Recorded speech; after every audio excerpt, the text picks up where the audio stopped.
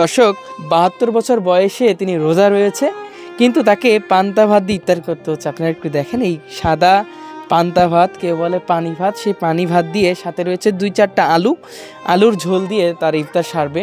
আমার দেখে আর সত্যি দর্শক খুব কষ্ট হচ্ছে। আমরা একটু আপনাদেরকে দেখাই, একটু দেখলে বুঝতে পারবেন এটাই সেই পান্তা ভাত। সেই পান্তা ভাত দিয়ে তিনি ইফতার করবেন। আমরা দেখে অবাক হচ্ছি যে পান্তা ভাত দিয়ে ইফতার আমি আসলে আমার লাইফে কখনো দেখিনি। আমরা দেখেছি খিচুড়ি দিয়ে, বিরিয়ানি দিয়ে, মোরগ পোলাও দিয়ে আমরা ইফতারি করেছি, তবে পান্তা ভাতের সাথে আলু দিয়ে ইফতার আমি এই প্রথম দেখলাম। প্রিয় দর্শক মণ্ডলী, আজ পবিত্র মাহি রমজানের ষষ্ঠ দিন। এই ষষ্ঠ দিনেও এসেছে আজকে একটি পরিবারের কাছে। সেই পরিবারের কাছে যাব, জানবো, দেখব এবং আপনাদের কাছে তুলে ধরার চেষ্টা করব। দর্শক, আপনারা দেখছেন দৈনিক দেশের পত্রের বিশেষ আয়োজন গরিব দুঃখী মানুষের ইফতার। দর্শক, সেই পরিবারের কাছে যাই, আসুন আমরা একটু যাব, তার সাথে কথা বলবো, জানতে চাইবো তার বিষয়ে। আসসালামু আলাইকুম, কেমন আছেন? আল্লাহ ভালো রাখছি। ভালো আছেন? হ্যাঁ, আচ্ছা, আজকে তো ষষ্ঠ দিন রোজার, কি অবস্থা, কেমন আছেন বলেন? আল্লাহ ভালো রাখছি। কি ইফতার করবেন? ইফতারে পানি ভাত। পানি ভাত মানে পান্তা ভাত? পান্তা ভাত। আচ্ছা আচ্ছা। রোজা কি সবগুলো আছে? হ্যাঁ, রোজা সব আছি ইনশাআল্লাহ। কি করেন? এই তো চাউলটা বেশি খাই। আচ্ছা, আপনার গিন্নি কোথায়, আপনি একা কেন? বাসায় গেছি কাজ করে। বাসায় কাজ করে আর আপনি একা?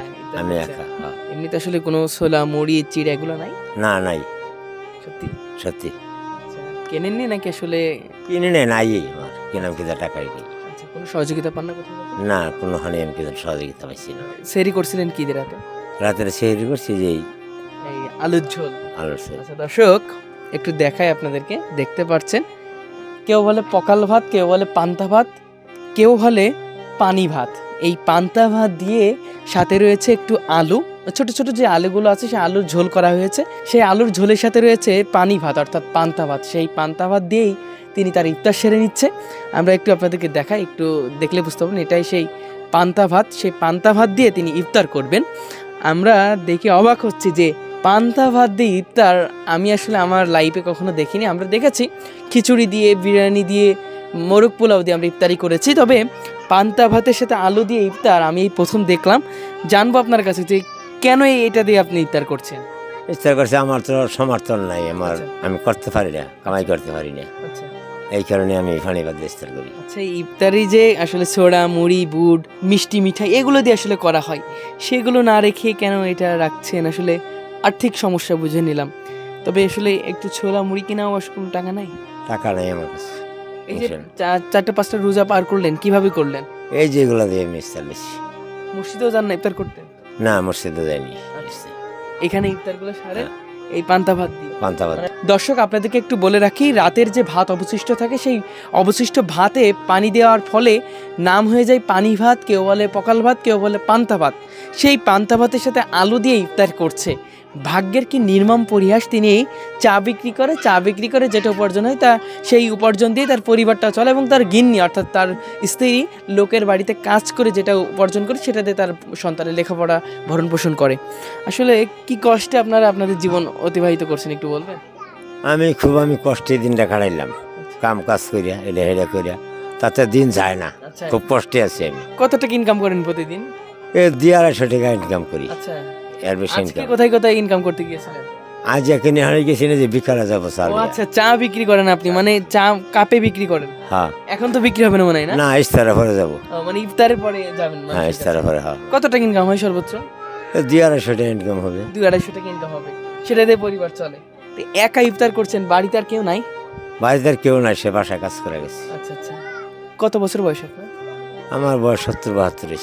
দর্শক, ৭২ বছর বয়সে তিনি রোজা রয়েছে, কিন্তু তাকে পান্তা ভাত দিয়ে ইফতার করতে হচ্ছে। আপনারা একটু দেখেন, এই সাদা পান্তা ভাত, কেউ বলে পানি ভাত, সেই পানি ভাত দিয়ে সাথে রয়েছে 2-4টা আলুর ঝোল দিয়ে তার ইফতার সারবে।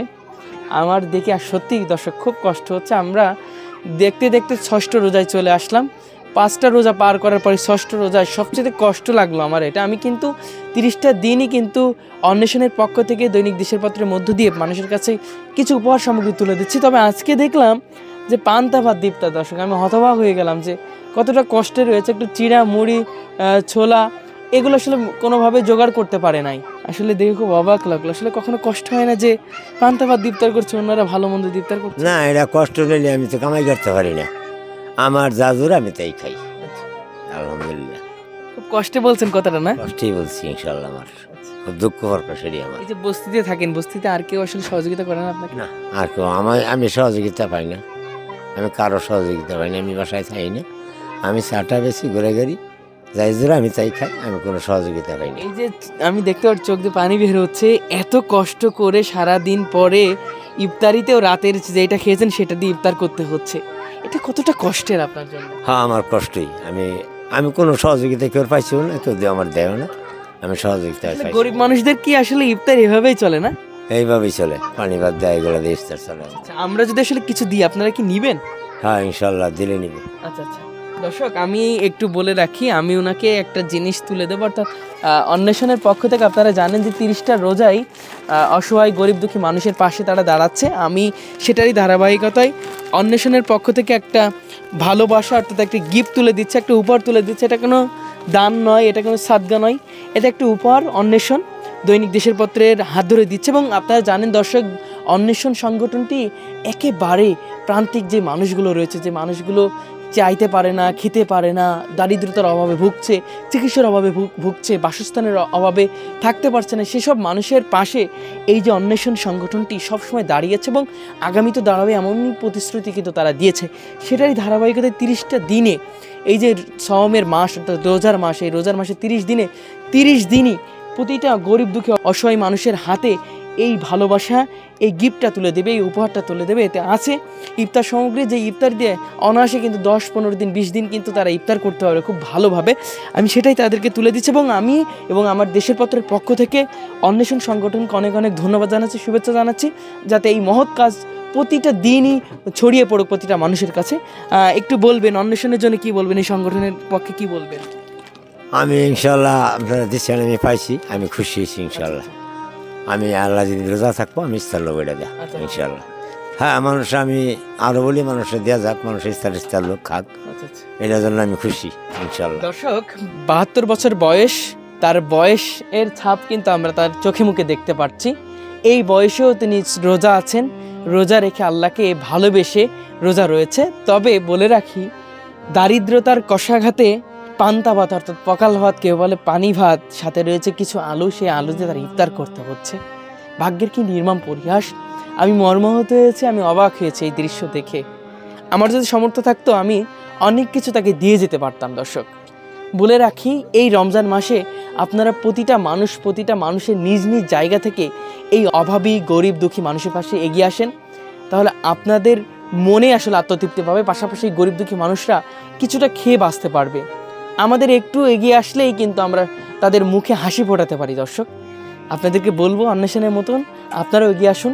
আজকে চেষ্টা করেছি একটি পরিবারে এসে কিছুটা সহযোগিতা করার জন্য, কিছুটা গিফট পৌঁছে দেওয়ার জন্য। দর্শক আবারও দেখা হবে কোনো একটি বিষয় নিয়ে। সেই পর্যন্ত সবাই ভালো থাকবেন, সবাই সুস্থ থাকবেন, সকলের সুস্বাস্থ্য কামনা করে এখানেই বিদায় নিচ্ছি। সবাইকে আল্লাহ হাফেজ, আসসালামু আলাইকুম।